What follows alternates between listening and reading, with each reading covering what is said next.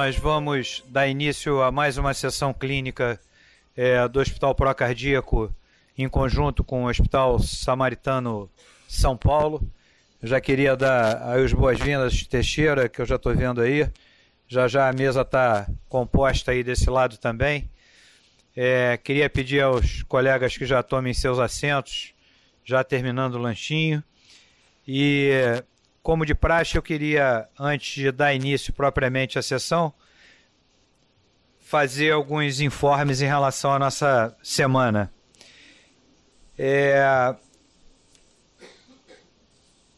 Na próxima quinta-feira, amanhã, nós vamos ter a nossa primeira sessão denominada Pílulas em Cardiorreumatologia.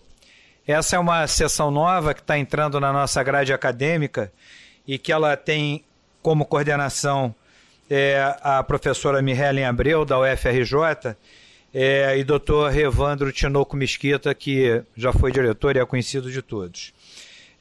Nessa primeira sessão de quinta-feira, o tema vai ser miocardite lúpica e vai ter como apresentador o Dr. Bruno Bordalo, que é um especializando em reumatologia da UFRJ. Então estão todos convidados amanhã, quinta-feira, de 18 às 19h30, de 6 às 7h30. Na sexta-feira, a sessão Sexta Consciência vai ser uma sessão da gastroenterologia sobre pâncreas de Visium. E o coordenador e apresentador vai ser o José Galvão Alves, tendo como debatedores o Amarino, e o Eduardo Viana e a Olivia Luna. E no sábado, nós vamos ter uma manhã do Grupo de Estudos Multidisciplinar em Diabetes, da Sociedade Brasileira de Diabetes, do Rio de Janeiro. Vai ser de 9 às 11h30 e o tema é Diabetes e Desnutrição, Mitos e Verdades. Tem alguns subtemas aqui e as debatedoras, doutora Luciane Monteiro e doutora Cecília de Oliveira. Antes de fazer efetivamente a apresentação da sessão de hoje, eu queria parabenizar o doutor Roberto Gamaschi, que ontem defendeu uma banca de qualificação na UFRJ sobre um tema que tem muito a coalhar com a nossa sessão de amanhã, que são desfechos cardiovasculares na artrite reumatoide. Então, o Centro de Estudos parabeniza o Roberto Gamaschi pela sua defesa de qualificação. Muito bem. Para a sessão de hoje, eu vou ter... o Luiz Antônio está lembrando, a gente já passou aqui esse anúncio nas outras sessões e vamos repassar. A certificação do Programa de Diabetes Mellitus pela JCI vai ocorrer no dia 9 de dezembro.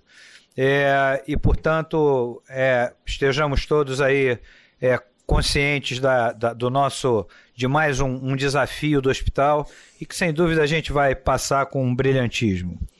Muito bem.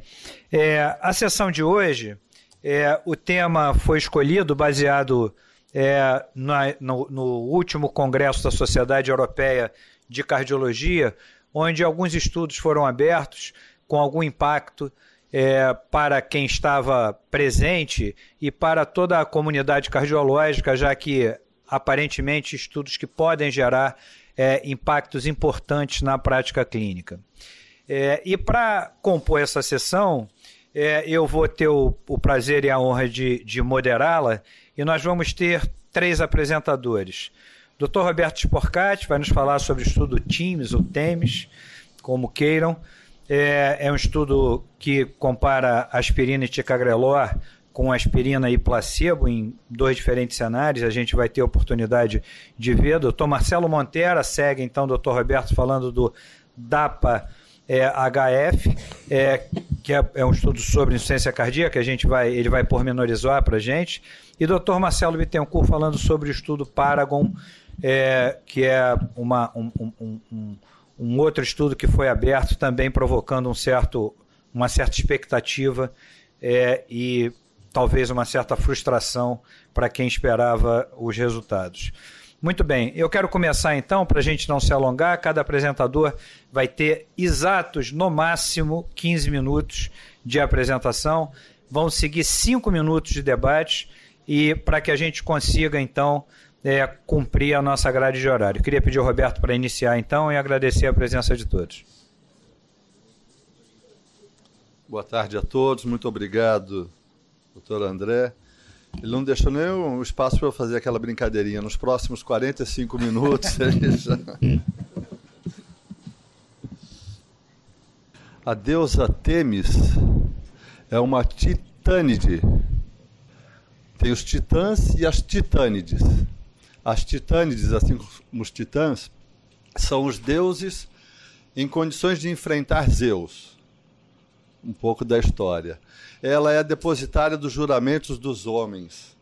E ela, por vezes, se confunde com a deusa da justiça.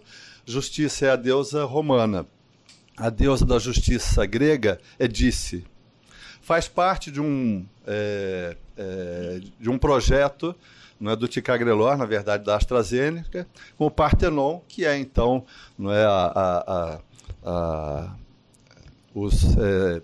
vou dizer assim, os templos, não é, que estão presentes em Atenas.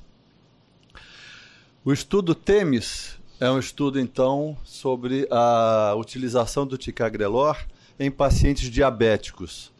Um breve resumo de Ticagrelor, não é, versus clopidogrel em síndrome coronariana aguda, e depois vários estudos analisando, não é, o valor de uma terapia antiplaquetária mais potente em AVC, em doença periférica ou em pacientes com um passado do infarto, que é o que marcou mais, que é o estudo Pegasus. Então é um estudo em que pacientes diabéticos há mais de 6 meses com doença coronariana estável, ou seja, paciente com passado de intervenção percutânea ou cirúrgica, com uma anatomia coronariana com lesão, não é? Pelo menos uma artéria, foram incluídos.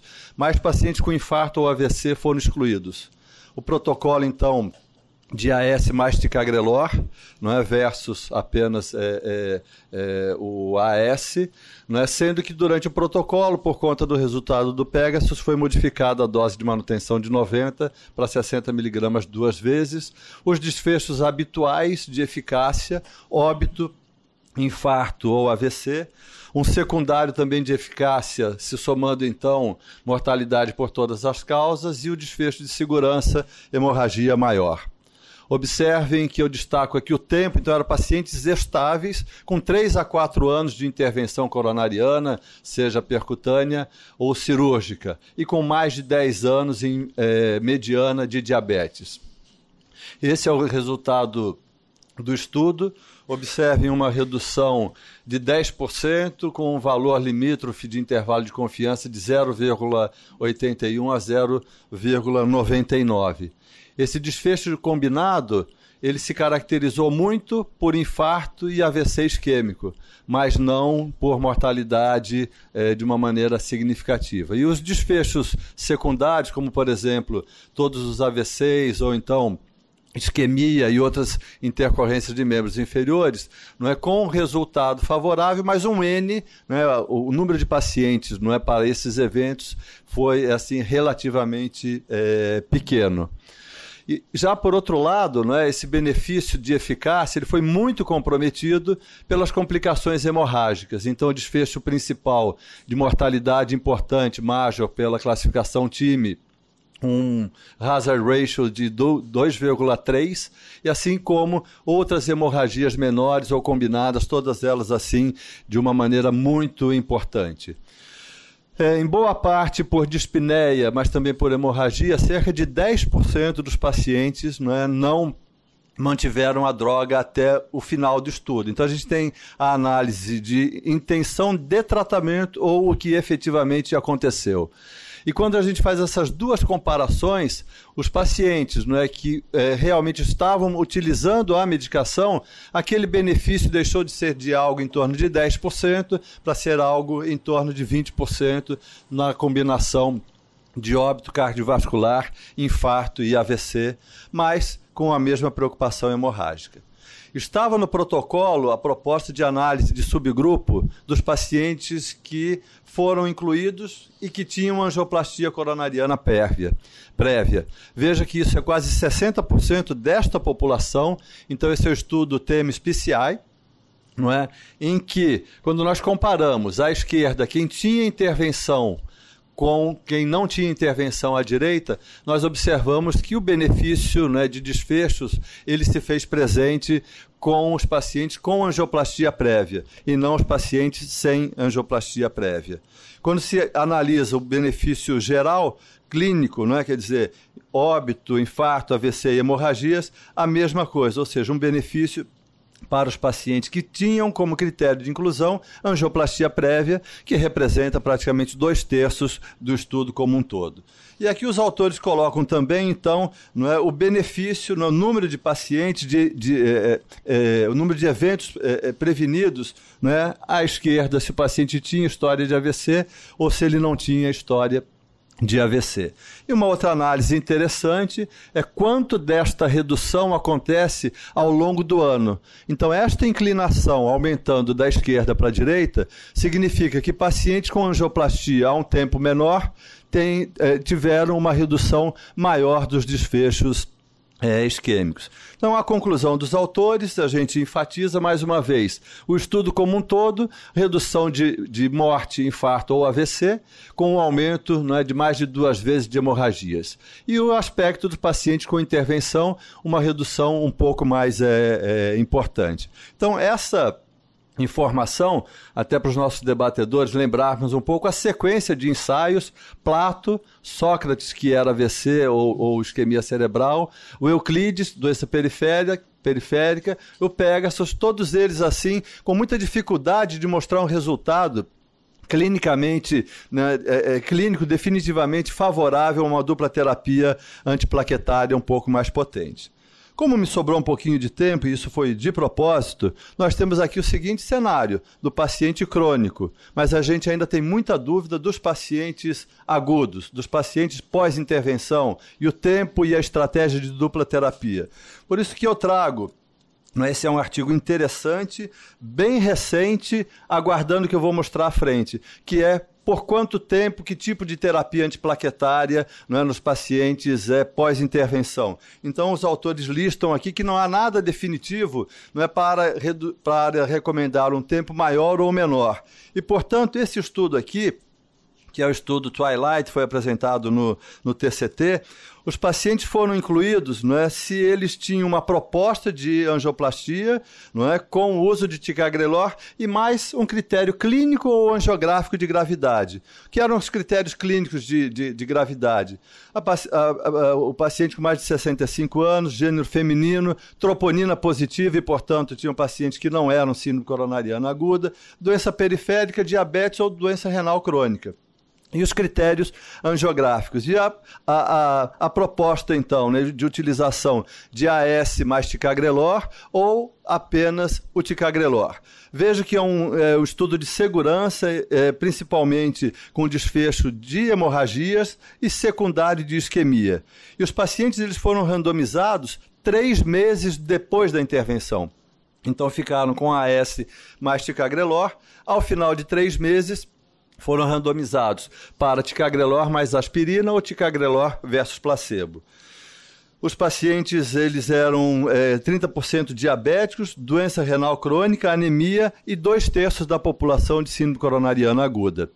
E esse é o resultado mostrando à esquerda, não é, a superioridade da monoterapia depois de 3 meses de dupla terapia. Não é? E do ponto de vista de complicações hemorrágicas, então maior segurança com terapia simples. E à direita, não é, o aspecto de eficácia, quer dizer, não há nenhuma perda de resultado de óbito, infarto ou AVC. Aparentemente, os pacientes com síndrome coronariana aguda eram pacientes que sangraram mais, mas não teve diferença em relação ao aspecto isquêmico.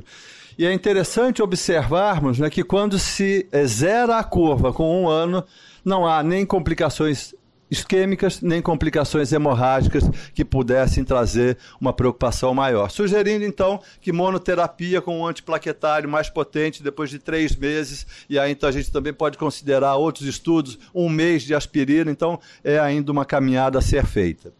Em 3 minutos, não é, o ISAR-REACT, que aqui então é um estudo de síndrome coronariana aguda, não é, são pacientes, não é, com infarto modelo supra ou sem supra, e aqui é um protocolo de duas estratégias, de droga, mas também de estratégia de abordagem, semelhante a Plato e semelhante a Triton Time 38. À esquerda, os pacientes com infarto com supra, randomizados logo na admissão. À direita, não é, momentos diferentes de acordo com a coronariografia feita ou não. É questionado, né, por que o protocolo foi desenhado com uma expectativa de superioridade de 20% do ticagrelor em relação ao prasugrel. A população é dividida, não é? 40% de infarto com supra, 46% de infarto sem supra e angina instável. E, diferente da hipótese do estudo, na verdade o que se observou foi um aumento do desfecho primário, não é, favorável ao prasugrel, ou seja, desfavorável ao ticagrelor, aumentando em 36% as complicações isquêmicas, sem trazer um risco hemorrágico mais importante. O resultado ele tem, vamos dizer assim, uma tendência de ser uniforme para as três populações, e a conclusão do estudo, então, né, é que o prasugrel foi significativamente melhor quando se compara as taxas de morte, infarto ou AVC. Isso tem gerado bastante dúvida. Essa é uma lista do que a gente consegue ver das apresentações e já de editoriais. Foi um ensaio aberto, foi um ensaio, não é, que a hipótese se questiona, o follow-up considerado simples para esse tipo de protocolo, só por telefone. Vejam que não mais do que 80% dos pacientes estavam utilizando a droga alocada pela randomização no momento da alta, não era um estudo da indústria. Houve uma descontinuação importante de mais 15% dos pacientes que saíram tomando a droga, e isso então se questiona, não é, até que ponto isso, você com mais de 30% da população sem a droga alocada, possa efetivamente representar, não é, de uma maneira clara, não é, o resultado de uma análise de intention to treat. Apesar disso, esse é um editorial do New England, desses dias agora, em que se coloca, né, que se o paciente se o paciente teve um AVC numa síndrome coronariana aguda, ele vai para ticagrelor. Se é um modelo com supra, não é, ele seria benéfico à utilização, não é, do prasugrel. Se ele é um modelo sem supra, entraria o grupo de pacientes que vão para revascularização, para continuar com ticagrelor, que vão para tratamento clínico para continuar com ticagrelor, ou se for com intervenção, talvez seja preferível o prasugrel. Um pouquinho então aqui do que eu procurei fechar em 14 minutos, como diria Montero. Estou controlando o tempo. Obrigado, Roberto. Pelo rigor do tempo e pelo didatismo da apresentação. E eu queria aproveitar para, enquanto o Marcelo se posiciona, para acionarmos nossos debatedores. Nossos amigos de São Paulo também já estão a postos ali, estou vendo. O Barroso estava sentado lá no fundo, os nossos outros colegas também já posicionados. E eu queria perguntar, inicialmente, tanto a Luiz Antônio como a Fernando Rangel, em relação à apresentação do Roberto, esse balanço do risco de trombose e risco de sangramento, ele é um dilema cotidiano. E cada vez mais a gente vê esses substratos de pacientes infartados, diabéticos, pós-angioplastias, e cada um sendo construído uma caixinha, como esse último ou penúltimo slide do Roberto pôde demonstrar. E o que o TIMS, na realidade, traz para a gente é um repensar em relação a essa estratégia, frente a, apesar da redução de eventos químicos, uma taxa bastante elevada de sangramento, que não foi replicada no time PCI. Isso é a primeira coisa que eu queria que vocês comentassem. E depois, efetivamente, o que esses resultados mudam na sua prática clínica? Se mudaram para valer, e eu queria que a gente fosse também rigoroso com o horário nos debatedores. Microfone, por favor. Tá aí. Bom dia a todos. Obrigado, André. Roberto fez uma apresentação brilhante, ele fez toda a revisão dos antiplaquetários em síndrome coronarianas agudas e crônicas, né? Mostrando o impacto do diabetes, né? na doença coronariana crônica, né? O diabetes, nós sabemos que é uma condição que tem um efeito protrombótico muito forte, né? ele aumenta a chance da pessoa ter infarto, aumenta a chance de quem fez intervenção de ter restenose, de ocluir o stent, e quem foi revascularizado de ocluir o enxerto também. Esse estudo TEMES é bastante interessante, né, Roberto? Essa questão de de tratar com ticagrelor esses pacientes diabéticos com doença coronariana estável, né? Chama atenção que o benefício foi pequeno naqueles sem angioplastia, sem intervenção percutânea, né? Acho que esse é um dado digno de nota. Mas será que nós vamos prescrever ticagrelor para um paciente diabético que fez sua intervenção percutânea já passado algum tempo e que esteja bem clinicamente? Então, na prática, né, o que nós vamos fazer com essa informação? Acho que nós temos que julgar sempre isso que o André está falando. Aí a questão do risco hemorrágico versus o risco trombótico, né? Num paciente já mais idoso, com disfunção renal, com hemorragia prévia, com uso de anticoagulantes, outros, né? Anticoagulantes orais por outros motivos, FA, ou doença valvar, ou embolia, esses pacientes claramente vão ter um risco hemorrágico que não vai justificar o uso da terapia antitrombótica com ticagrelor associada, né?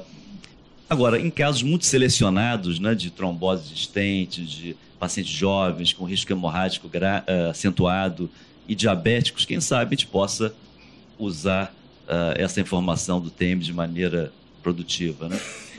Mas eu diria que, na minha prática de hoje, achei esses resultados interessantes, o grupo que fez intervenção, mas não mudou a minha prática ainda.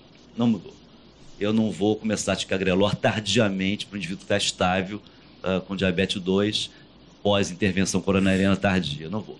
É claro que menos ainda no grupo de revascularização e menos ainda no grupo que tem 50% ou mais de lesão coronariana estável. Então, eu diria que não muda a minha prática. Pode sim ajudar num caso pontual que você julgue que aquele risco trombótico seja muito alto e é um indivíduo jovem com risco hemorrágico muito baixo. Então, respondendo objetivamente, não muda a minha prática, pelo menos, e acho interessante esses resultados. Vejo também que após intervenção coronariana, quer seja síndrome aguda ou não aguda, a aspirina vem perdendo papel, né? Vem se tornando mais fraca, né? O uso associado ao tianopiridínico, né? Ou associado a um outro P2Y12, como ticagrelor. É interessante essa análise pós-síndrome coronariana aguda. A gente tinha poucos dados sobre isso, comparando cabeça a cabeça, né? Prasugrel com o ticagrelor. Tivemos o estudo, o PRAG, né? 18, que não mostrou superioridade de um de outro. Agora temos essa evidência, como o Roberto demonstrou, de uma certa superioridade do prasugrel nesses pacientes em relação ao ticagrelor, dos pacientes agudos. É bem interessante que o desfecho hemorrágico aumenta, temos que tomar muito cuidado. O prasugrel tem limitações, sempre lembrando das limitações do prasugrel na população mais idosa, acima de 75, nos pacientes que tiveram AVC prévio, nos pacientes de baixo peso, que são seguramente condições em que o risco hemorrágico vai superar o risco de reduzir efeito trombótico. Então, acho que é uma informação a mais.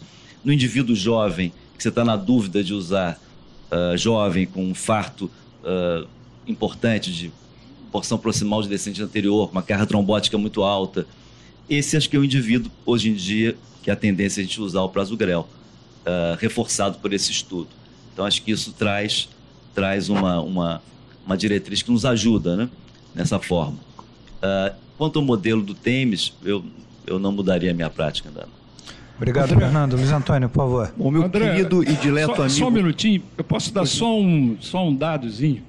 O número necessário para tratar, para salvar um daqueles 3 eventos compostos é 138. Isso para os clínicos, é só para vocês raciocinarem. 138. O número necessário para causar dano é 93.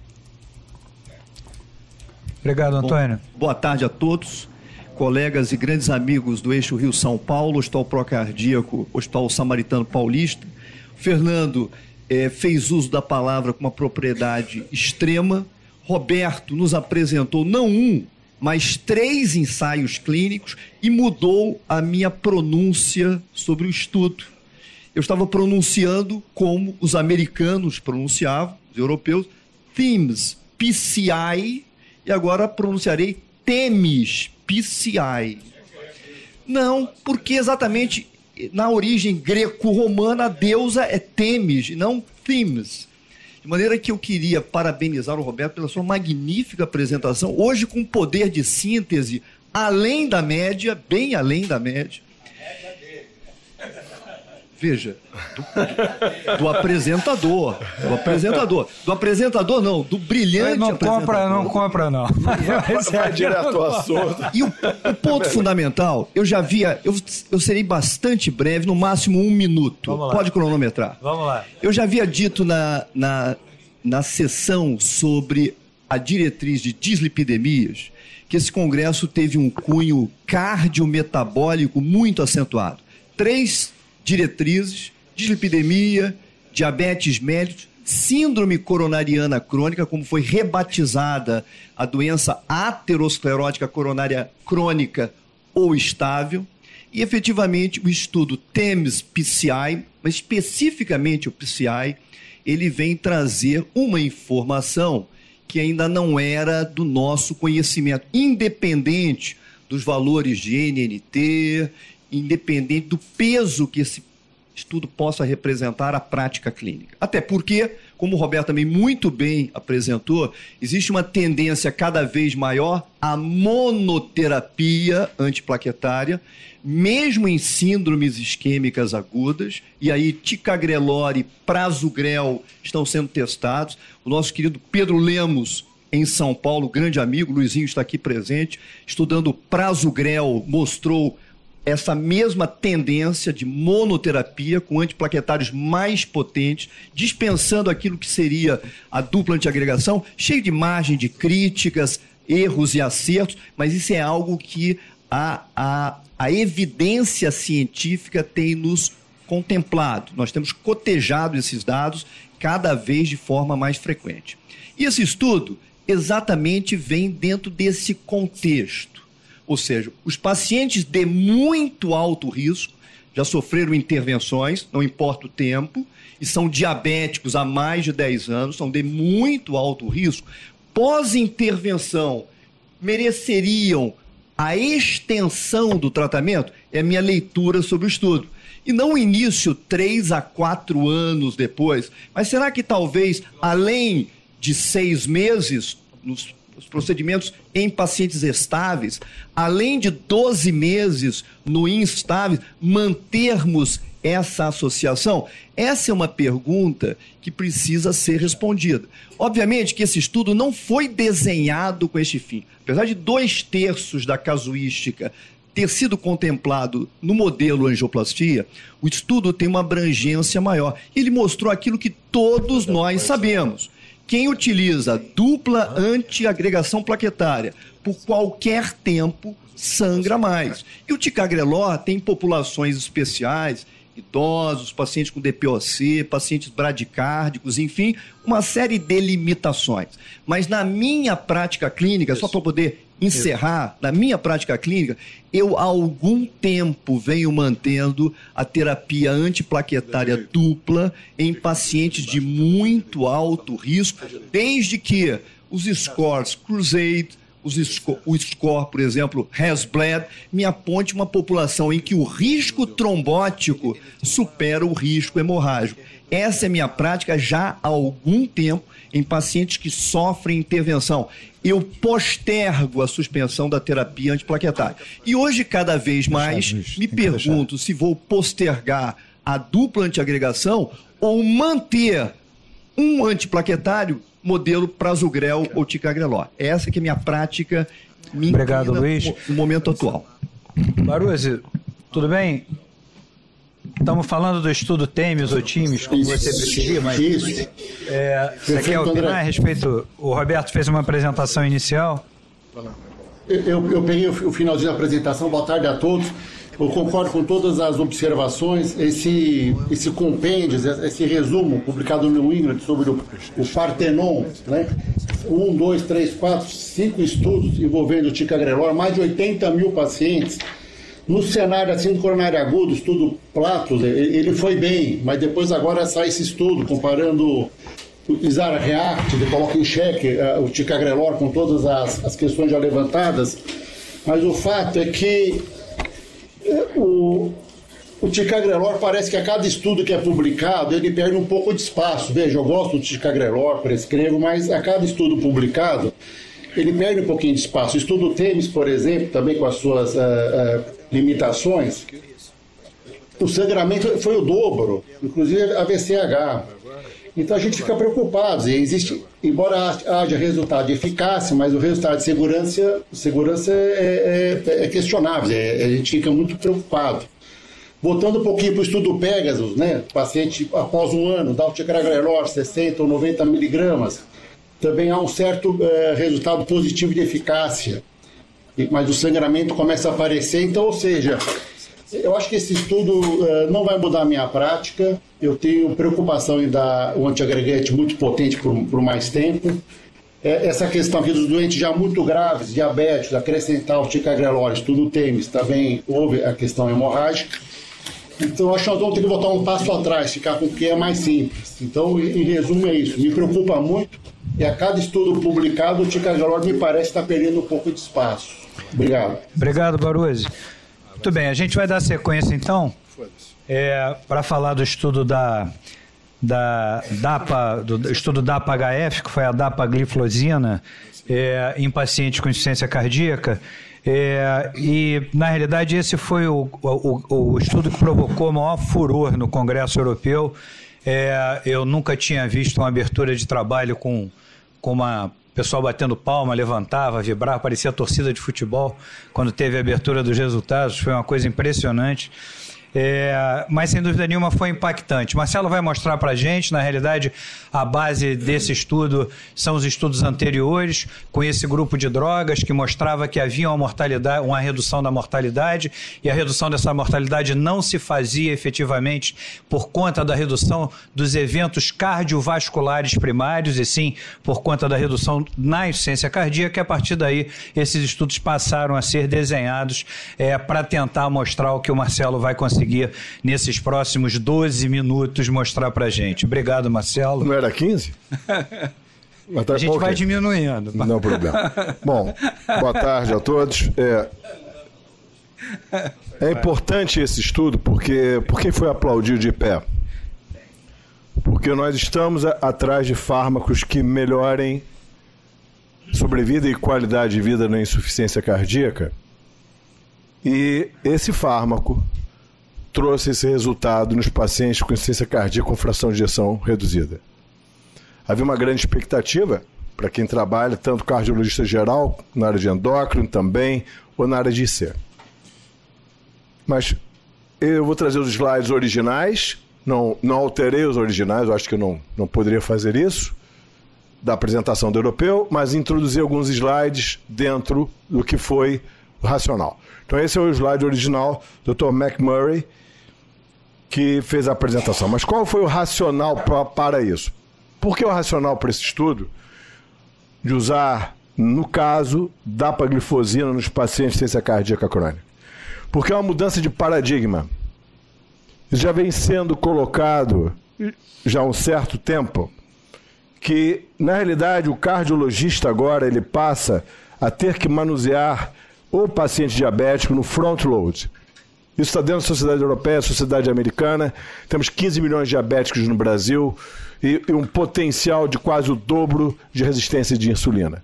Então isso está nos nossos consultórios e temos que, quando tratamos um paciente diabético, nós cardiologista tem 3 objetivos.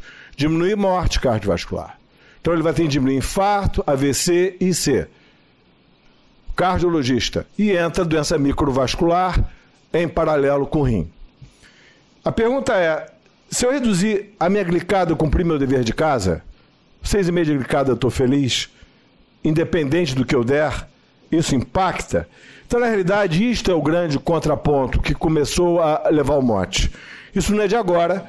A Sociedade Europeia e Americana exigiram dos laboratórios há praticamente quase 10 anos atrás, isso não é novo, que eu vou falar agora em 2 slides, que fosse provado que a relação inversa entre glicose, glicemia e eventos era um fato, como foi no colesterol.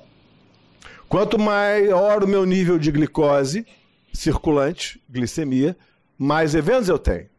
Então, se eu dou um fármaco que diminui glicemia, eu parto do princípio que eu estou revertendo esta curva. Só que isso era suposição. Eles foram obrigados a colocar trials. Então foram colocados primeiro trial, o estudo ACCORD, redução intensa da glicada, nenhum benefício. Segundo trial, Advanced, redução intensa da glicada, 7,3, 6,5. Por isso o número 6,5. De novo, nenhum benefício.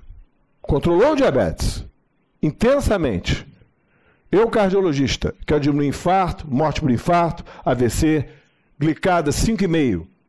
Nenhum benefício.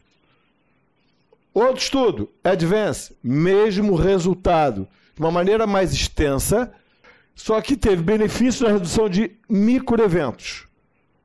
Macroeventos, de novo, nenhum benefício. Estudo veteranos, mesma coisa. 8,4 a glicada, 6,9. Cumpri meu dever de casa. Protegi o meu doente, nenhum benefício. Algo está errado. Então, na verdade, eu tenho uma família de fármacos que reduz glicose. Mas a verdade é que eu tenho que saber se reduz glicose como um efeito pró-insulínico ou não pró-insulínico. Se for pró-insulínico, não reduz evento cardiovascular. Não reduz lesão renal. Não reduz evento microvascular. Essa é a mudança do paradigma. A partir daí vieram estudos que apontaram que foi o estudo EMPA-REG e o estudo CANVAS, usando uma nova família de fármacos não pró-insulínicos, chamadas glifosinas inibidores do SGLT2, que eu vou mostrar o que é isso, e que mostrou redução de evento cardiovascular E e C. E aí veio o estudo vinculado à dapaglifosina, que foi o DECLARE, que não foi desenhado para IC, e também como os outros dois que também não foram desenhados para insuficiência cardíaca, encontrou o mesmo resultado. Diminui evento, sem diminuir tanto a glicose. Muito bem, baseado nisso, eu sou racional, para que eu faça agora um estudo focado em insuficiência cardíaca, desenhado em insuficiência cardíaca, randomizado, controlado, de forma que o critério de admissão, pacientes com IC, uma fração de ejeção abaixo de 40%, paciente com disfunção ventricular no mínimo moderada, com clearance acima de 30%, se o indivíduo tenha como endpoint primário piora da IC ou evento cardiovascular nesses doentes. Aí ele ficou meia hora falando isso, meia hora nesse slide, a plateia, né? Por isso o bate-palma. Dá o estudo desenhado, vai 2.300 doentes para o grupo placebo com a terapêutica maximizada para IC, maximizada. Beta, IECA, espironolactona ou BRA, e só 11% tomando o Entresto. Por quê? Porque quando esse estudo foi desenhado, não havia ainda a grande divulgação do fármaco, e também porque a maioria é classe funcional 2, 3. O Brasil foi o maior recrutador, 520 pacientes no mundo inteiro. Então, podemos dizer que tivemos uma grande contribuição para o resultado. As características dos pacientes, como vocês podem ver, predomínio, classe funcional 2, 1/3, 3, nada classe 4, nada em classe 1, porque não era o objetivo do estudo, com uma fração de ejeção média de 31%, o NT-proBNP, lembre-se que é nível ambulatorial elevado, disfunção moderada, metade isquêmico e 40% só diabéticos. Não era obrigado a ser diabético. Você está adicionando ao tratamento da IC. Muito bem tratados. 90% tomando diurético, IECA ou BRA, 11% tomando Entresto e 96% tomando beta-bloqueador. Maximamente tratados esses doentes, 70% tomando espironolactona. Qual foi o resultado? Tchan, tchan, tchan, tchan. Né? Ele parou aqui uns 10 segundos e aí o resultado abriu a curva. de uma maneira extremamente significativa. Ele mostrou com isso uma redução, um evento composto primário de 36%, com NNT de 21%, extremamente significativo e custo eficaz para evento composto. Para o paciente com insuficiência cardíaca com fração de ejeção reduzida, sendo que a grande contribuição aqui foi na redução de evento de EC. Porque quando você vai para morte cardiovascular, a curva abre mais tarde, mas também reduz morte cardiovascular. Mostrando que tem um evento hemodinâmico e metabólico. Quando você vai para a subanálise, o benefício atinge praticamente todas as populações, não há tempo aqui para ver item a item. Mas interessante, quando compara diabético com não diabético, não faz a menor diferença. O resultado é absolutamente igual. Então esse fármaco deixa não, porque ainda não está em diretriz, mas aponta como um fármaco adicional na IC, independente do fato de ter ou não diabetes, embora esteja pela ADA como na segunda opção do paciente diabético após metformina ou outros fármacos. Quando você vê o uso do entresto ou não, mas como o grupo foi muito pequeno, foi 41 só doentes tomando, não houve, o efeito foi nulo, ainda vai ser necessário uma reanálise aqui com o número maior de doentes. Evento secundário, morte cardiovascular ou hospitalização da IC, 25% de redução nesses pacientes, abrindo a curva já a partir do terceiro mês, incluindo a primeira hospitalização, o mesmo resultado, morte total a partir do primeiro ano, melhora de qualidade de vida extremamente significativa, da mesma maneira, aqueles que tomaram fármaco pioraram menos, houve um menor efeito, maior efeito de nefroproteção, como já demonstrado nos estudos anteriores pelo seu efeito sobre a circulação, microcirculação, e é um fármaco seguro. Não promoveu mais infecção, nem hipotensão, nem desidratação. Lembre, os doentes estavam tomando furosemida, 90%, e 70% tomando spironolactona. Porque esse fármaco promove natriurese e glicosúria. Ele é cotransporte. Então, resumidamente, foram esses os resultados, os objetivos primários. Mas vamos olhar o ganho absoluto. A cada 100 doentes tratados, eu estou evitando 4, eu tenho 4 minutos ali. Não. 4. Eu tenho mais 4 quando reduzo morte hospitalar a cada 100 doentes, a cada 1.000 eu vou para 40. Eu diminuo internações e o ganho absoluto, 5%, 3,7%. Eu não estou ganhando olhando o relativo. Eu estou vendo ganho absoluto. O sumário da conclusão é que e traz benefícios desse fármaco. A pergunta é por quê? Já que ele atua lá no rim, bloqueando o cotransporte no túbulo contornado proximal, onde 90% da glicose é reabsorvida. Por que isso? Porque ele também elimina sódio. Então ele teria efeitos de nefroproteção, efeitos de redução de pré-carga, efeitos de redução de pós-carga, efeitos de melhora da resistência à insulina e do metabolismo da acetona. Então teria efeito hemodinâmico e metabólico. Fechando, esse é o mapa. O que é este mapa? Dos 4 grandes fármacos que estão mudando a história natural da insuficiência cardíaca. Ivabradina, quando indicado, eplerenona ou spironolactona, sacubitril valsartana e agora dapaglifosina. Com resultados, vejo os senhores aqui, semelhantes. Quando olha a cada 1.000 redução de evento, compara o entresto com a DAPA, eu reduzo 40 eventos a cada 1.000. Então, finalizando, qual é o perfil dos doentes para tratar? Quando eu tenho doente que eu quero prevenir e ser hipertenso, diabético, portador de doença aterosclerótica, resistência à insulina, eu tenho um estudo DECLARE com dapaglifosina, que metade tinha prevenção primária. O estudo CANVAS, eu tinha quase 40%, 34% nesse sentido. O EMPA-REG, a maioria já tinha doença cardiovascular estabelecida. E o único estudo desenhado, por enquanto, vai vir outros agora, vem mais 8 estudos com os outros fármacos, para ver se isso é um fármaco de um efeito global, está a caminho. Então, na realidade, o que nós temos no presente momento, vamos ter que esperar as diretrizes para isso. As diretrizes vão ter que homologar esses resultados, antes que alguém pergunte. Isso aqui está aprovado para o diabetes, está aprovado para a prevenção de doença, e o resultado é contundente no tratamento da doença. Mas não está ainda nem na diretriz europeia, americana ou brasileira.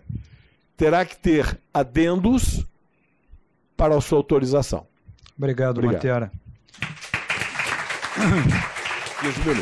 Obrigado, Mantera, pelo poder de síntese. Eu queria, nessa rodada, explorar o Evandro, que acabou de chegar e é um especialista em insuficiência cardíaca também, para nos comentar um pouquinho a respeito desse estudo. Evandro, aqui eu queria que você explorasse um foco. O Marcelo termina a apresentação dele falando de inúmeros possíveis efeitos do fármaco. Sem dúvida nenhuma, eu acho que o que se conversa muito é sobre o efeito diurético dessa droga e o quanto isso efetivamente poderia ser a grande contribuição para a melhora desses pacientes. A pergunta que fica é o seguinte: o grupo controle deveria ter tido um pouquinho mais de diurético para a gente efetivamente mostrar que havia uma diferença, ou do jeito que está desenhado está bom? Muito boa pergunta, André. Eu acho que durante algum tempo a gente pensou que essa classe de droga ela pudesse ser um diurético mais caro, mais poderoso e as pessoas, de alguma maneira, acreditavam que esse pudesse ser um grande efeito na insuficiência cardíaca. Esses pacientes, eles, na realidade, eles foram tratados e, obviamente, com aquilo que era o melhor tratamento disponível. O que é interessante é que surge também um estudo recente que avalia a fisiopatologia do efeito da DAPA nos pacientes com insuficiência cardíaca. Se cai o BNP, se melhora a congestão, e parece, e cada vez mais se corrobora, que não é o efeito diurético. Nós não sabemos o real efeito que é o responsável por isso. Às vezes a gente consegue fazer um ensaio clínico e a gente ter uma resposta dessa magnitude e não está claro ainda os mecanismos fisiopatológicos. A sua observação, ela cabe, sim, se realmente aqui, comparado com uma dose maior de diurético, mas, na realidade, esse foi um estudo randomizado, os pacientes poderiam estar tomando diurético de acordo com aquilo que o investigador. Análises mais finas podem até corroborar isso, se a dose, né, mas não está respondido nesse estudo. Mas existe um outro estudo que avalia os efeitos hemodinâmicos e diuréticos em relação a essa droga na insuficiência cardíaca e não se demonstra que seja pelo efeito diurético que se consegue a melhora dos desfechos desse paciente. Obrigado, Evandro. Luiz Antônio. Bom, eu queria primeiro parabenizar o Montera por mais uma brilhante apresentação, uma síntese plena do trabalho. E o Evandro foi muito preciso em dizer sobre as dúvidas que existem sobre esse perfil farmacodinâmico. Mas existem 2 aspectos que eu queria ressaltar. Primeiro, que os inibidores do cotransportador 2, da sódio-glicose, quando a gente decifra a sigla, a gente consegue entender como esse fármaco se desempenha. Ele já faz parte de um grau de recomendação 1, a despeito de todas as críticas que possam existir, da atual diretriz de diabetes mellitus da Sociedade Europeia de Cardiologia, também lançada no Congresso, como droga de grau de recomendação 1 para o diabético portador de cardiopatia, precedendo o emprego da metformina. E somente quando o diabético não for portador de uma cardiopatia estrutural, por exemplo, é que a metformina continua em primazia. Primeiro aspecto. O segundo aspecto, que essa claque que aplaudiu o trabalho de uma maneira entusiástica na apresentação, a despeito dos 520 pacientes brasileiros, não era uma claque brasileira, era uma claque internacional e que recebeu o trabalho com muito entusiasmo. Meu último comentário sobre o peso desse trabalho. O Congresso tem 4 dias e meio, todos nós conhecemos os jornais do Congresso, esses 3 ensaios clínicos pertenceram à 2ª edição, do 2º dia do Congresso, com grande destaque no Jornal do Congresso, só que a manchete, o furo, era exatamente o DAPA-HF, ensaio clínico que seria lançado no American Heart Association de novembro e que o resultado produziu um entusiasmo tal que houve uma antecipação do lançamento. Então, me parece um ensaio clínico muito robusto e que já entra, ou provavelmente entrará, em qualquer nova diretriz de IC, já com nível de evidência B. E que se outros ensaios caminharem na mesma linha, a evidência passa a ser A. Então, é um ensaio clínico muito importante. Obrigado, Luiz. Baruzzi, algum comentário a respeito do DAPA-HF? Monteiro, excelente apresentação. André, só um comentário. Olhando o grupo pareado, né, esses pacientes eles tinham uma pressão arterial sistólica média de 122, frequência cardíaca de 70 e um cleavage creatinina acima de 60. Embora tivesse uma fração de ejeção média por volta de 30%, ou seja, pacientes com baixa fração de ejeção, mas do ponto de vista hemodinâmico, bem compensados. Sistólica de 120, frequência cardíaca de 70 e um ótimo cleavage acima de 60.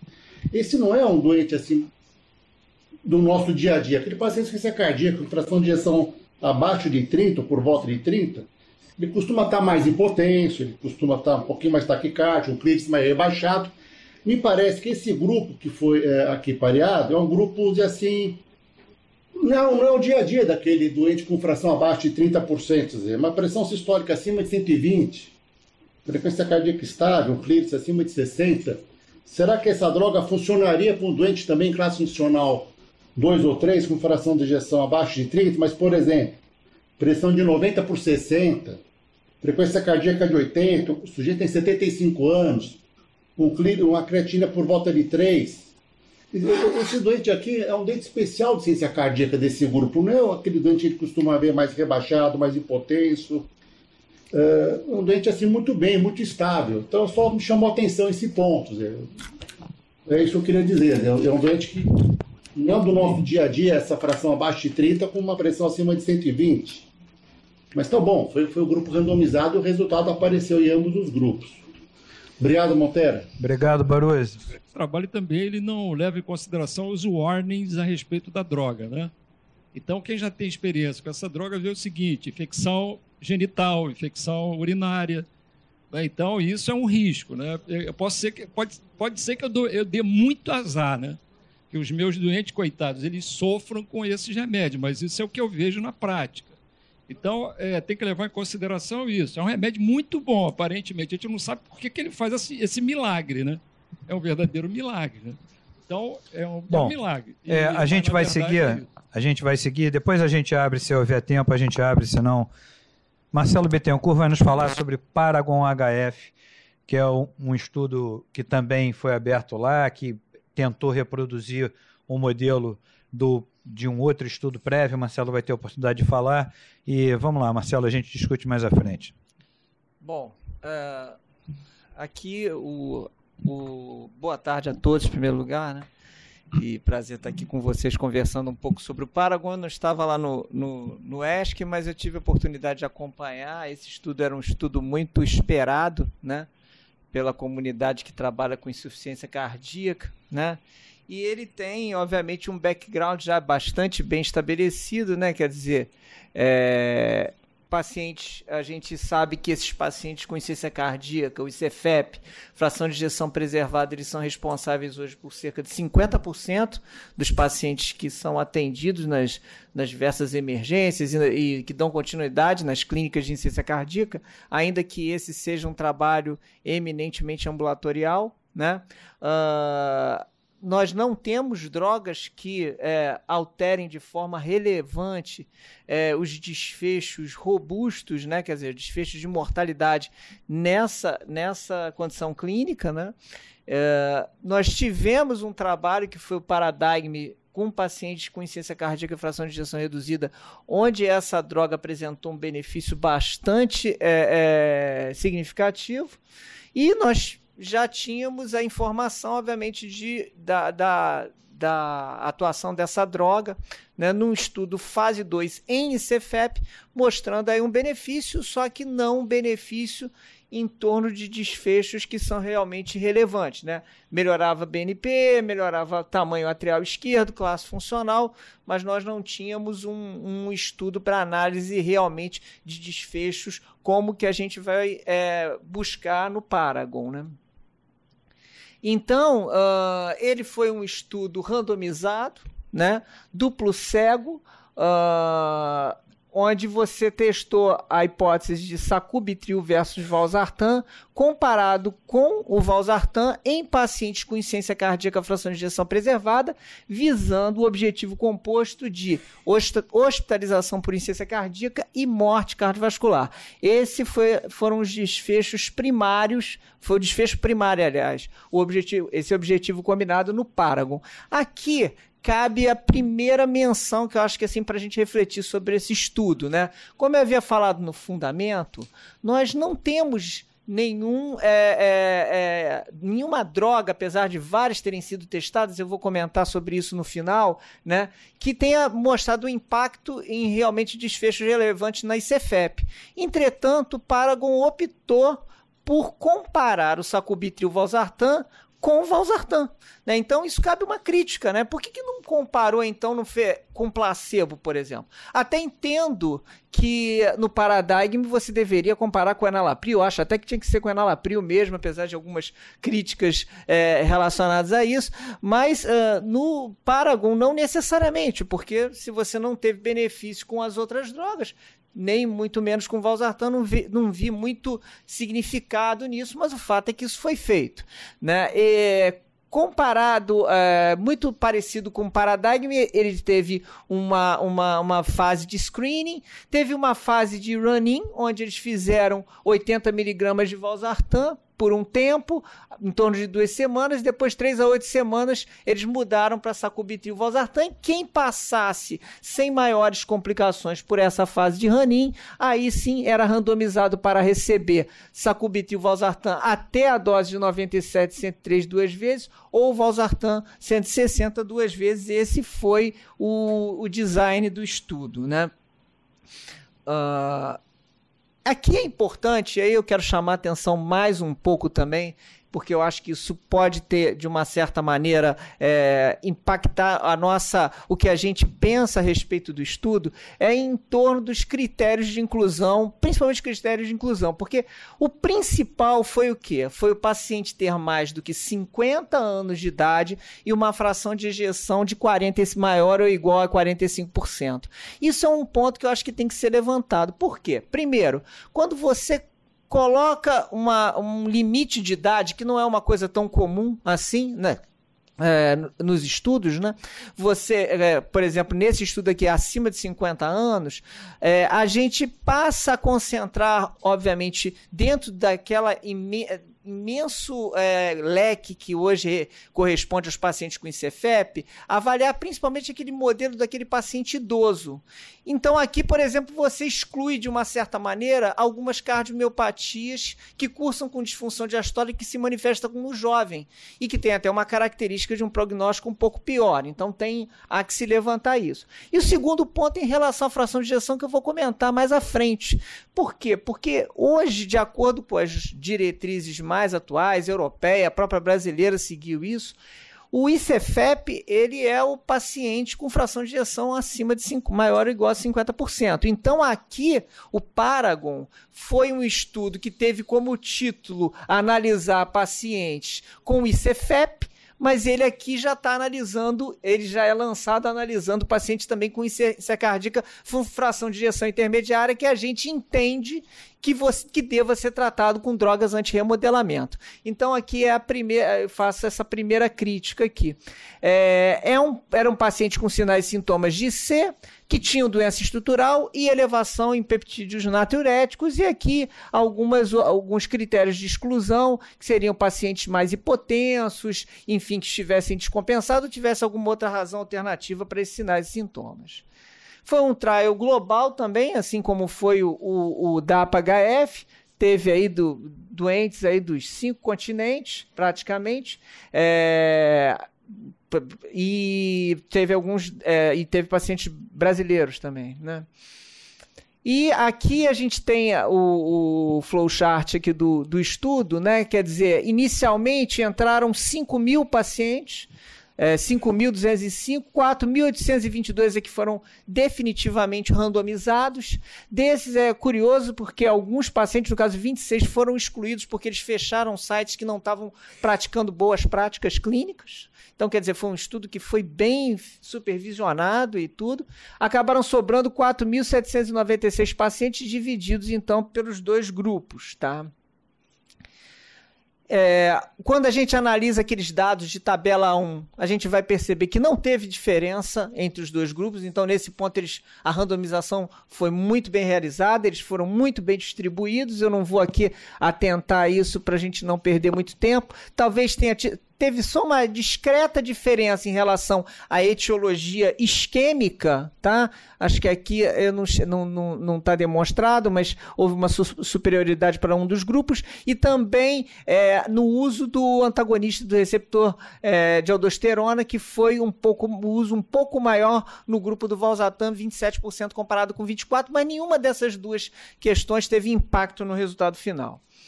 Tá? E o resultado que a gente encontrou para o desfecho combinado foi justamente esse. Apesar de apontar para uma discreta superioridade do sacubitril e valsartan, isso não foi significativamente, não foi estatisticamente significativo, e quando a gente analisa separadamente esse desfecho combinado, quer dizer, somente hospitalização cardiovascular e somente morte cardiovascular, também não teve benefício. Então foi um trial considerado um trial negativo. Quando a gente analisa os endpoints secundários, a gente observa um pouco daquilo que já tinha sido demonstrado no trial fase 2. Então teve uma melhora de classe funcional com sacubitril e valsartan, assim como dos questionários de qualidade de vida também. E até interessante, teve também a piora de função renal foi menos vista no grupo do sacubitril e valsartan, apesar de ter tido mais hipotensão com sacubitril e valsartan, e que é muito curioso isso, né? Quer dizer, você não tem tanta piora da função renal, mas tem mais hipotensão, isso de forma significativa, com pressão arterial sistólica menor que 100, que é uma coisa que a gente observa com a droga. Essa droga, ela tem benefícios bastante interessantes no paciente com ICFM, mas a gente vê na prática que ela faz hipotensão, o manuseio dela é uma coisa que é um aprendizado realmente constante aí do consultório, né? Aqui eu trouxe só 2 dados de análise de subgrupo, apontando que talvez para paciente, obviamente, que tenha fração de ejeção menor do que 57%, o sacubitril e valsartan teria algum benefício, mas aqui eu já não sei se ele de uma certa forma já está apontando para um resultado que a gente já estava um pouco consolidado em relação ao paciente com disfunção sistólica, né? Quer dizer, o paciente com, talvez aqui esteja mais enquadrado aqueles pacientes que tinham fração de ejeção entre 45% e 50%, né? E um benefício para a mulher também. Eu acho interessante essa questão da mulher, porque existem alguns ecocardiografistas que acreditam assim, que a gente deva analisar a fração de ejeção da mulher de uma forma diferente do que no homem, porque a média da fração de ejeção da mulher, em geral, era em torno de 75%, enquanto a do homem é de 70%.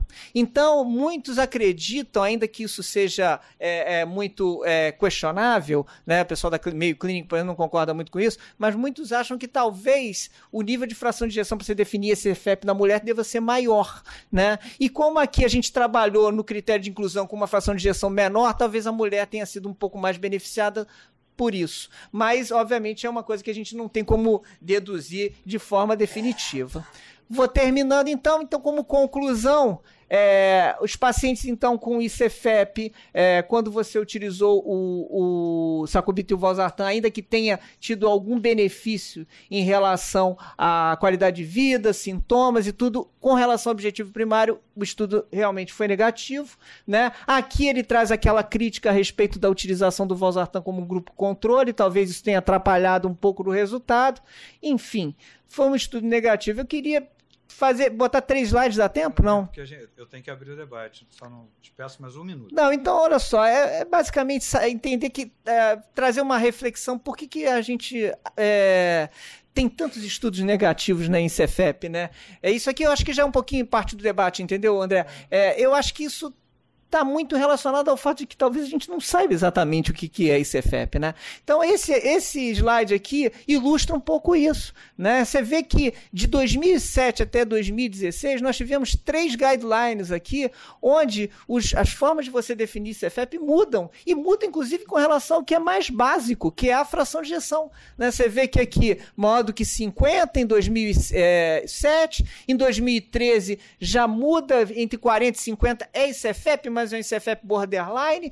Em 2016 é adotado agora o ICF intermediário. Então, quer dizer, isso é uma coisa que deixa um pouco em dúvida, né? E quando você analisa o ICFEP do ponto de vista de fenótipo e do tipo da fisiopatologia do fenótipo, você tem aí uma variedade muito grande também, né? E isso, obviamente, se traduz através dos trials, né? E aí o problema é que a gente, às vezes, quer explicar a doença através do trial. E aí, quando você vê, eu não vou pedir para ninguém ver aquela primeira coluna nem a última. A primeira é um monte de sigla, a última são os desfechos, todos negativos, mas quando você vai analisar todos os trabalhos, olha só a fração de ejeção como muda. Uns é maior do que 40, outros é maior que 45, outros chega a ser maior do que 35. Quer dizer, isso traz todas essas conclusões assim de forma difícil. Eu acho, assim, para terminar, talvez seja até bom esses estudos estarem dando negativos, né? Porque talvez se fossem positivos a gente não ia saber o que fazer com eles, né? Então essa é uma reflexão que eu queria trazer aqui. Obrigado. Tá? Marcelo, obrigado. Eu quero, mais uma vez, abrir com uma provocação. O Paragon, na realidade, ele tentou reproduzir o paradigma dentro de um desenho de fração de ejeção preservada. Eu quero abrir esse debate inicialmente com o Fernando, depois passo para Evandro. E a pergunta é basicamente o seguinte: seria muita pretensão um desenho de estudo onde já havia críticas em relação à dose do enalapril. Eu quero chamar a atenção que o Paradigm foi um estudo que avaliou uma comparação do sacubitril versus o enalapril com 20 miligramas. E a grande crítica desse estudo é que a dose de enalapril foi uma subdose, quando, na realidade, poderia ter sido 40 miligramas. Isso é uma grande discussão na literatura. E a gente está falando disso para fração de ejeção reduzida. Aí a gente quer reproduzir isso com a fração de ejeção preservada. E aí o Paragon não dá certo. Será que o Paradigm com 40 de enalapril também não teria dado certo? Porque a gente, na verdade, está buscando o grande outro passo no tratamento da insuficiência cardíaca desde o inibidor da ECA e do beta-bloqueador. De 20 anos para cá, muito pouca coisa mudou. E aí começam a aparecer esses novos fármacos com passos realmente espetaculares. Mas será que não é o Paragon ter dado errado? Será que não era para o Paradigm também ter dado certo se tivesse colocado essa dose no tempo adequado? Essa é uma primeira pergunta. E a segunda é, entre 40 e 50 é para fazer? André, obrigado pelas perguntas. São perguntas interessantes de difícil resposta. Eu acho que o ponto central aí é que a insuficiência cardíaca com fração de ejeção preservada é uma síndrome que tem muito heterogênea, como o Marcelinho muito bem demonstrou, né? Os pontos de corte de fração de ejeção e agora essa subclassificação de insuficiência cardíaca com fração de ejeção intermediária. Então isso tudo coloca no mesmo no mesmo contexto, uma série de situações que são diferentes clinicamente. A gente sabe que 1% de fração de ejeção já conta 2%, 3%. Então, quer dizer, isso muda o cenário clínico.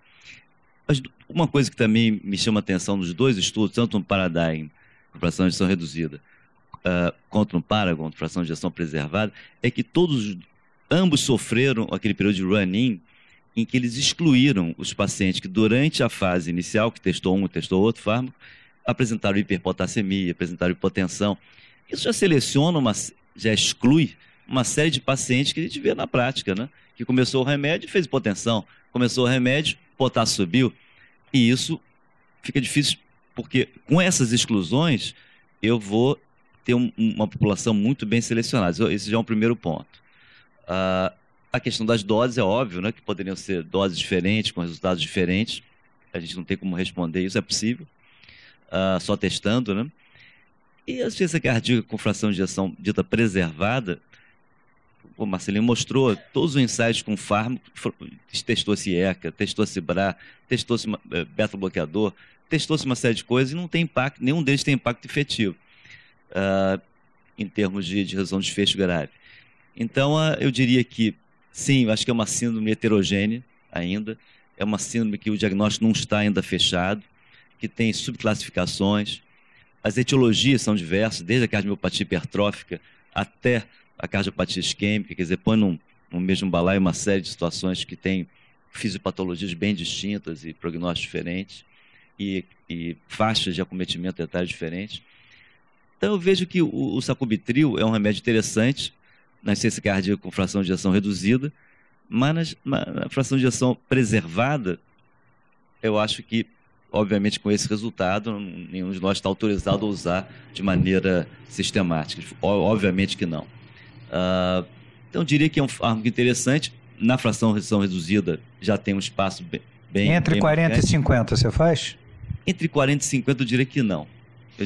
Não faria. Evandro, eu vou te pedir 3 minutinhos, porque eu tenho que passar para São Paulo ainda, tá? Primeiro, agradecer mais uma vez, André. Existe uma coisa interessante, é que a gente é apaixonado por traio que não funciona na insuficiência cardíaca com fração de ejeção preservada. E a gente tem dois problemas importantes, que é a morte dos doentes e, obviamente, a piora funcional levando à internação. E nós estamos lidando com a população idosa, não é? E o nosso grande objetivo é, fundamentalmente, reduzir a hospitalização.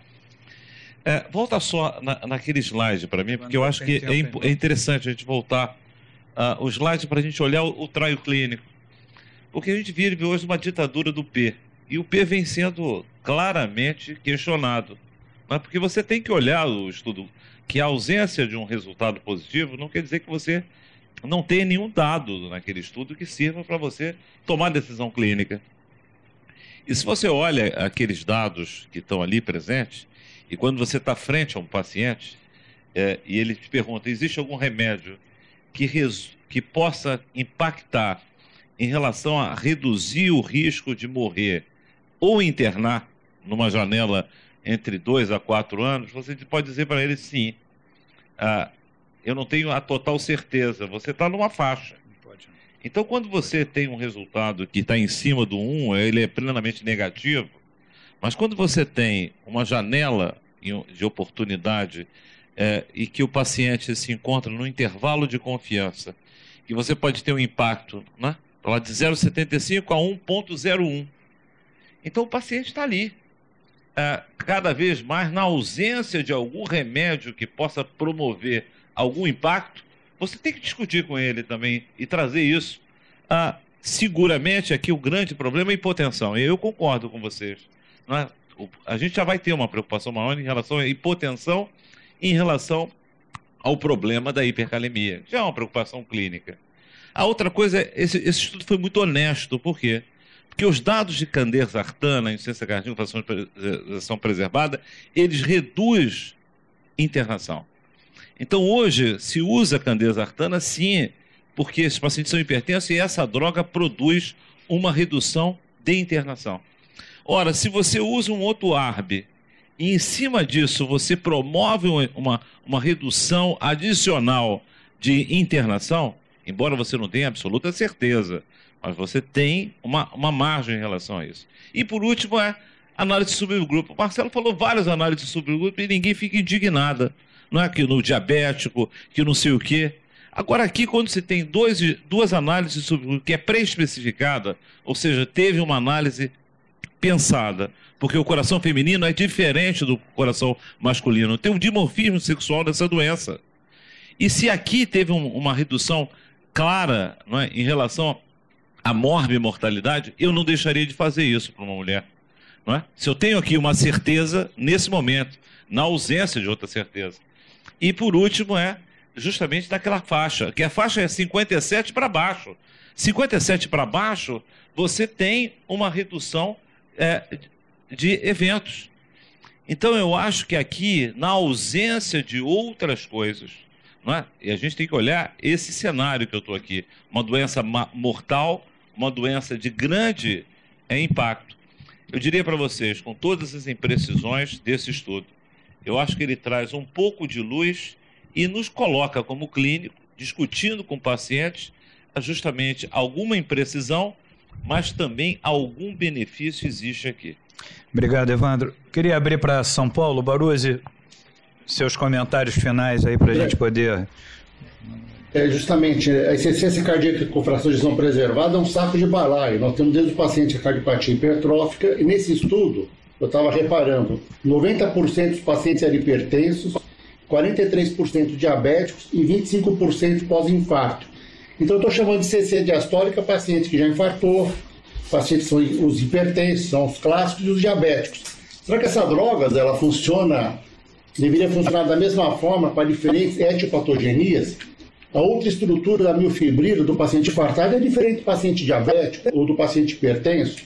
Ele deveria esperar um resultado bom para diferentes grupos que têm em comum só a ciência cardíaca diastólica. Então esse é um ponto que também me coloca, eu não vi análise de subgrupo, talvez nem tenha um N suficiente, mas concordo com o Evandro, com o Fernando, com todos os colegas. É um estudo que me deixa um pouco sobre uma mesma manto, diferentes doenças. Se nós separássemos, será que o diabetes teria um benefício? Ou só os infartados, ou só os hipertensos? Não sabemos, né? Mas isso é o resultado, não houve benefício. Né? Obrigado. Obrigado, Baruzzi. Marcelo Bittencourt quer dar um microfone, por favor? Vou abrir para você. Um minuto, por favor. Só Marcelo. lembrar que nesse estudo não foi uma questão do P, né? Se você olhar os intervalos de confiança, que é aquilo que a gente usa, né, muito assim como alternativa, também não foram benéficos para relação sacubitril valsartan, nem quando você faz o objetivo primário, como foi demonstrado ali, nem nas curvas de hospitalização e de mortalidade secundária. São coisas diferentes. Exatamente. A questão do P e do intervalo de confiança a gente discute no outro momento. Eu acho que o espaço não é aqui para a gente discutir. Mas são aplicações, quer dizer, falam da mesma coisa, mas o intervalo de confiança nos dá informações muito mais amplas do que simplesmente falou de P. Mas o cenário, só para a gente não prender, porque a questão não é essa. Eu estou Armando Nogueira aqui, nosso especialista em epidemiologia clínica na plateia. Então, em outro momento, a gente certamente vai abrir para essa discussão do P e do intervalo de confiança, que o New England até abriu a grande discussão aí na semana passada. Monteara, para 10 segundos em relação DAPA-HF. É um estudo em conteste, segurança comprovada, infecção que foi mencionado aqui, pacientes diabéticos. Lembra que esse estudo não foi desenhado para pacientes diabéticos. 40% só tinha diabetes. Em conteste, eu tenho 6 mil doentes no estudo, randomizado, controlado, publicado no New England. Vamos aceitar resultados. Claro que isso vai para análise. Segundo ponto, em relação a entresto na IC diastólica, é classe 3. Lembrar aos todos presentes aqui na plateia, até o presente momento, usar entresto em insuficiência cardíaca com fração de ejeção preservada não está indicado. Eu estou repetindo isso, estamos recebendo doentes na sala de emergência, tomando esse fármaco. Cardiopatia hipertensiva, fibrilação atrial, doença amiloide, direto recebendo doentes tomando entresto. Mais uma vez, é classe 3. não está liberado para isso, não está comprovado benefício para isso. Até o presente momento, o estudo foi negativo, não vou discutir o estudo, só queria lembrar do classe 3 para fração de injeção preservada. Obrigado, Mantera. Obrigado a presença de todos. Obrigado, Baruzzi, amigo de São Paulo. Quarta-feira, tamo junto.